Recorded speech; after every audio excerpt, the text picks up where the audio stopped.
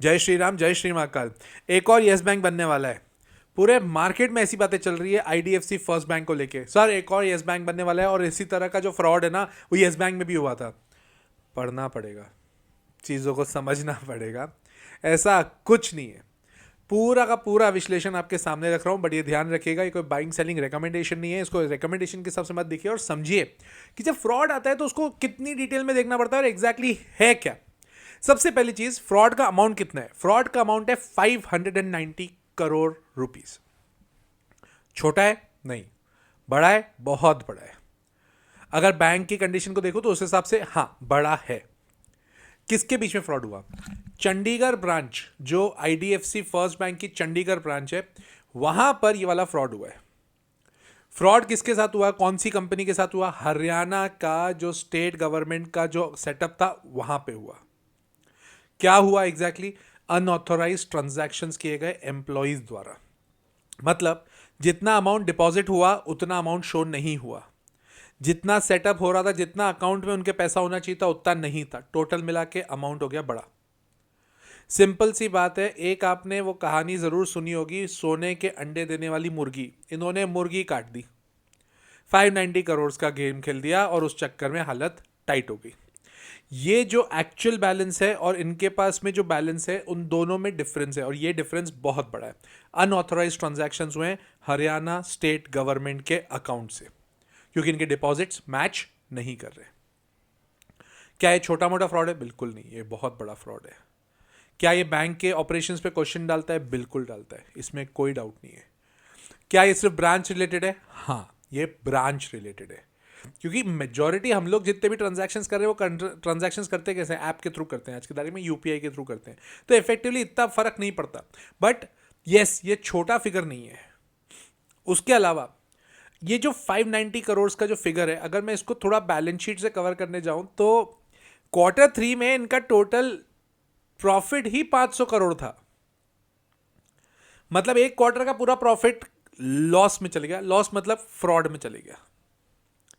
क्या कर सकती है बैंक्स और किस तरह से इसको देख सकती है? तो इन्होंने पहले, बैंक ने तो बोला 4 लोग इसमें सस्पेक्टेड थे जिन लोगों ने इस तरह का गेम खेला है, इस तरह का फ्रॉड किया है। अब केपीएमजी को बुलाया गया। बिग 4 होती है, डिलॉयट, केपीएमजी, ईवाई और पीडब्ल्यूसी। उसमें से केपीएमजी को बुलाया गया फॉरेंसिक ऑडिट करने के लिए। फॉरेंसिक ऑडिट मतलब डिटेल में एक एक चीज को चेक करेंगे और अकॉर्डिंगली रिपोर्ट बताएंगे, और उधर से जिन लोगों ने फ्रॉड किया है उनको पकड़ा जाएगा।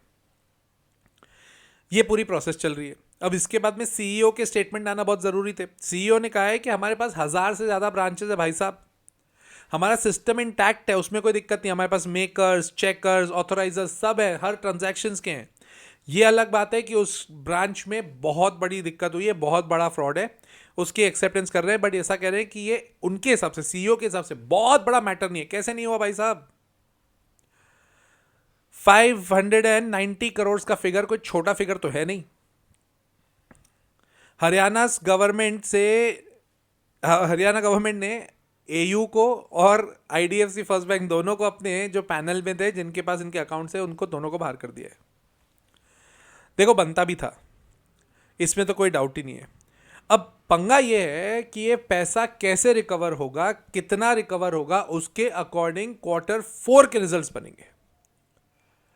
क्या वापस ये यस बैंक जैसा हो गया? ऐसा कुछ नहीं है, ये सब मैल थिंकिंग है। इसमें ऐसा नहीं है कि ये यस बैंक जैसा इतना बड़ा फ्रॉड हो गया। ये फ्रॉड आपके एक क्वार्टर के प्रॉफिट्स ले जा रहा है। ये फ्रॉड कंटिन्यूअल बेसिस पे नहीं है। ये फ्रॉड ऐसा नहीं है कि किसी को पैसे दिए और वो पैसे नहीं लौटा रहा। एनपीए हो गया, नॉन परफॉर्मिंग असेट। मतलब बैंक्स में जब हम किसी बैंक का मेन धंधा क्या होता है? लोन देना। तो वो लोन देने पर अगर सपोज सामने वाला रीपे नहीं करता है तो उसको बोलते हैं एनपीए, नॉन परफॉर्मिंग असेट। यहाँ पे एनपीए का कोई झगड़ा नहीं है भाई, तो इसको प्लीज समझ लो अच्छे से। हाँ, बट प्रॉब्लम तो है। टेक्निकली अगर मैं बात करूं ना, ऐसे मौके पर टेक्निकल्स वैसे काम करते नहीं है, बट फिर भी 60 रुपीज का फाइनल सपोर्ट है। अगर वो टूट जाता है तो दिक्कत आएगी, ये ध्यान रखिएगा। रही बात प्राइस अर्निंग रेशियो की, वो है 38 पे, और अगर इंडस्ट्री की देखूं तो वो 16 पे। तो उस हिसाब से देखा जाए तो ये महंगा है company as of now. But अभी तो हालत टाइट होगी, क्योंकि अगर लॉस 590 करोड़ का भी हुआ, मैं एक एक्सपेक्टेशन लेके चलता हूं कि सपोज 90 करोड़ इन्होंने रिकवर भी कर दिए तो भी 500 करोड़ का लॉस होता है, एक पूरे क्वार्टर का प्रॉफिट गया। अब ये अगले क्वार्टर के रिजल्ट्स में बहुत इंपैक्ट पड़ेगा, जिसके कारण आज आपको 20% का फॉल दिखा। क्या ये फॉल कंटिन्यू हो सकता है? क्यों नहीं होगा? जब तक ये थोड़ी बहुत स्टेबिलिटी नहीं आएगी, मैनेजमेंट की तरफ से प्रॉपर स्टेटमेंट्स नहीं आएंगे और ये बोलेंगे कि हाँ हम लोग कर लेंगे, ये सब कोई दिक्कत की बात नहीं है, तब तक ये शेयर थोड़ा फॉलिंग नाइफ रहेगा, गिरता चाकू रहेगा, पकड़ने जाओगे हाथ कटेगा। इसकी दूसरी अगर मैं बात करूं प्राइस अर्निंग रेशियो पे, अब अगले 3 महीने में बहुत इंपैक्ट पड़ेगा, क्योंकि अगर ये वाला लॉस इनको दिया गया, ये वाला लॉस अगर किया गया, तो इन दैट सिचुएशन अगले क्वार्टर की अर्निंग कम होगी, प्राइजेस तो ऑलरेडी कम होती जा रही है, तो प्राइस अर्निंग रेशियो पे भी बहुत इफेक्ट पड़ेगा। सीईओ का कहना है कि भाई ये जो अमाउंट था ना, ये टोटल अमाउंट हमारे टोटल डिपॉजिट्स में से हरियाणा वालों का, हरियाणा स्टेट गवर्नमेंट का तो सिर्फ 0.5% ही था, तो दे दो उनको।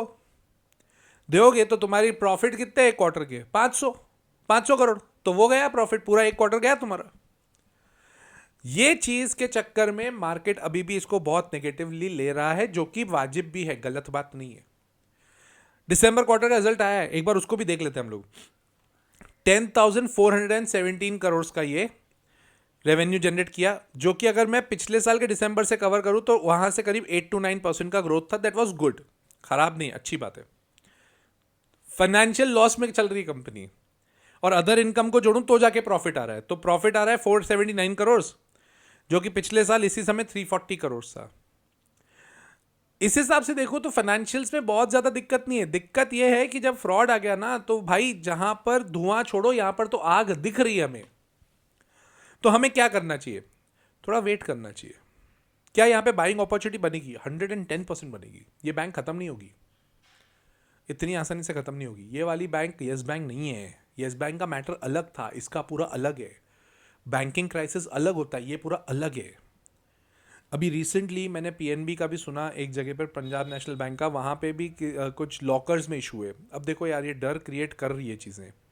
हमारे लॉकर सेफ नहीं है, बैंकिंग के ट्रांजैक्शन सेफ नहीं है, तो फिर कहीं ना कहीं डर तो हमें बनेगा। बैंकिंग सेक्टर में वैसे भी इन्वेस्टमेंट का मेरा रुझान कंपैरेटिवली थोड़ा कम होता है, बट हाँ, अब आईडीएफसी इतना पागलपन जैसे गिरेगा तो यार कहीं ना कहीं थोड़ा बहुत तो इंक्लिनेशन आएगा। बट हमें ये देखना पड़ेगा कि कहाँ से वो रिवर्स करता है। गिरते चाकू को मत पकड़िएगा, वो जैसे रिवर्स करेगा तब समझेंगे, अभी कुछ भी करने की ज़रूरत नहीं है। राइट। आई होप कि ये पूरी इससे कहानी आपको क्लियर हुई होगी, तो इसको ध्यान से देखिएगा। मैं as of now IDFC first bank में इन्वेस्टेड नहीं हूँ, और मैं अभी नियर फ्यूचर में तो मैं नहीं सोच रहा। ठीक है।